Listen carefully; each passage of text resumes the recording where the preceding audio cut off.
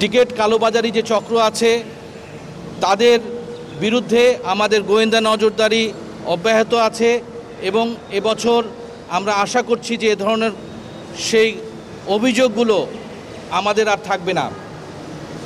আমরা আমাদের নজরদারি এবং আমাদের গোয়েন্দা এবং নজরদারি আমরা বৃদ্ধি করেছি। আমরা স্ট্যাটিক এবং মোবাইল পেট্রোল চালু রেখেছি। এছাড়া ব্যাটালিয়নসমূহ রেল স্টেশন, লঞ্চ টার্মিনাল, বাস টার্মিনালগুলোতে প্রয়োজন অনুসারে তারা বিভিন্ন রকমের ওয়াচ টাওয়ার এবং সাপোর্ট সেন্টার তৈরি করেছে এবং র্যাবের স্ট্যাটিক এবং মোবাইল টিম কাজ করে যাচ্ছে। আমি অনুরোধ করব সম্মানিত যাত্রী সকলকে, তাদের যে কোনো অভিযোগ আমাদের র্যাব সদস্যদের কাছে এসে জানালে আমরা অত্যন্ত দ্রুত সেই ব্যাপারে আমরা অ্যাকশন নিব। এ ব্যাপারে রেল কর্তৃপক্ষ আমাদের সাথে আন্তরিক এবং তারাও এই ধরনের সহায়তা প্রদান করে যাচ্ছে। যাত্রাপথে সকল সদস্যদের হয়রানি যাতে না হয়, বিশেষ করে নারী যে যাত্রী সকল আছেন তাদের হয়রানি, যে কোনো ধরনের অভিযোগ আমাদের র্যাবের কাছে পৌঁছে দিতে হবে এবং আমরা ইনশাআল্লাহ আপনাদের সেবায় আমাদের লোকজন কাজ করে যাবে।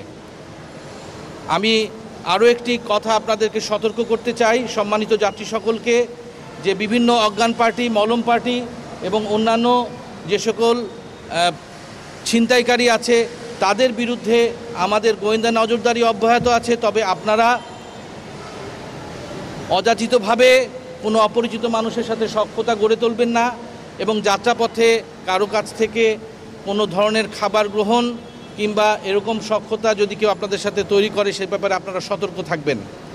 এবং আমরা এরই পাশাপাশি দূরপাল্লার যাত্রায় মহাসড়কে 2 চাকার যানবাহন এবং 3 চাকার যে যানবাহনগুলি আছে সেগুলো এড়িয়ে চলার জন্য পরামর্শ দিচ্ছি এবং আপনারা আপনাদের যাত্রা নিরাপদ হোক, আপনাদের ঈদ সুন্দর হোক এবং নিরাপদে আবার আপনারা কর্মস্থলে ফিরে আসুন। আমাদের নিরাপত্তার জন্য আমাদের বিভিন্ন জায়গায় যে চেকপোস্ট এবং অবজারভেশন পোস্টগুলো আছে সেখানে সার্বক্ষণিক আমাদের র্যাব সদস্যগণ তাদের দায়িত্ব পালন করে যাবে। এ ব্যাপারে আমরা অত্যন্ত আন্তরিক এবং সতর্ক।